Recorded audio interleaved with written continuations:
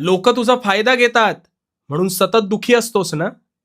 सगळ्यांसाठी सगळं काही करतोस रे, पण तरीही शेवटी तूच का रडतोस? हीच परिस्थिती आहे ना? आता हे का होतंय हे सांगतो. शांतपणे ऐक.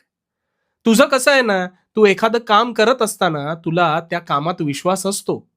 पण आत्मसंदेह आणि सहानुभूती म्हणून तू इतरांची मतं विचारात घेतोस.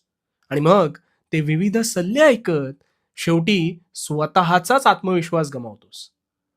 तुला नेहमी हे वाटतं, की प्रत्येक जण आपल्या निर्णयामुळे खुश राहावं.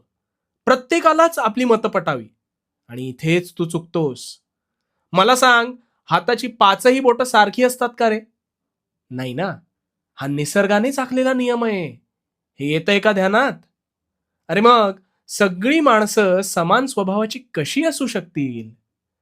तुझ्या निर्णयावर काही जण सहमत असतील, तर काही नसतील.